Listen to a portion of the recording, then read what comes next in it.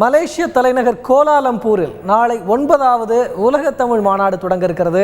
மாநாட்டின் நிகழ்வுகள் குறித்து மாநாட்டின் தலைவர் டத்தோ ஸ்ரீ உத்தமாசாமி வேலுவுடன் எமது செய்தியாளர் ராஜா மலேசியாவிலிருந்து நடத்திய நேர்காணல் உங்களுக்காக.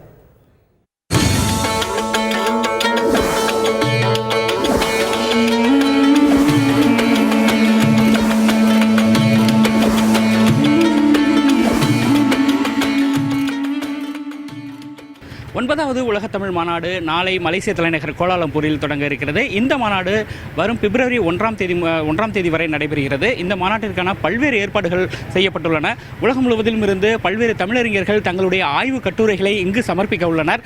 மேலும் இந்த மாநாட்டை தற்போது நடத்துபவர்கள் யார் என்று பார்த்தால் அனைத்துலக தமிழாராய்ச்சி நிறுவனம் மற்றும் மலாயா பல்கலைக்கழகத்தின் இந்திய ஆய்வியல் துறை ஆகியவை இணைந்து இந்த மாநாட்டிற்கு ஏற்பாடு செய்துள்ளது.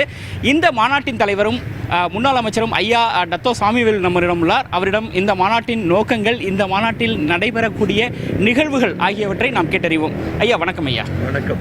இந்த மாநாடு நடத்தப்படுவதன் நோக்கம் என்னங்க ஐயா? இந்த மாநாடு நடத்துவதன் நோக்கம் குறிப்பாக மலேசிய நாட்டில் இன்னும் தமிழ் ஒரு மொழியாக அங்கீகரிக்கப்பட்டுள்ளது. இந்த அங்கீகாரம் தொடர்வதற்கும் நம்முடைய தாய் தந்தையர் இனி வரக்கூடிய குழந்தைகளுக்கு தமிழ் மொழியை முறையாக சொல்லிக் கொடுப்பதற்குரிய ஒரு தூண்டல், அதை அடுத்து தமிழ் மொழி எவ்வளவு சரித்திரம் வாய்ந்தது, அதோடைய சக்தி என்ன என்பதை விளக்குவதற்குரிய வாய்ப்பை இந்த மாநாடு செய்யும். அதாவது கடந்த 1995ஆம் ஆண்டு தஞ்சையில் 8வது உலக தமிழ் மாநாடு நடைபெற்றது. தற்போது 20 ஆண்டுகளுக்கு பிறகு 9வது தமிழ் மாநாடு நாளை தொடங்க இருக்கிறது. இதனுடைய எது போன்ற நிகழ்வுகள் இங்கு இந்த 4 நாட்களும் நடைபெற இருக்கின்றன? குறிப்பாக ஆய்வாளர்களுடைய கட்டுரைகள் படிக்கப்படும். அதை அடுத்து எந்தெந்த ரூபத்தில் எதிர்காலத்தில் தமிழை காப்பது என்பதை பற்றி பேசப்படும்.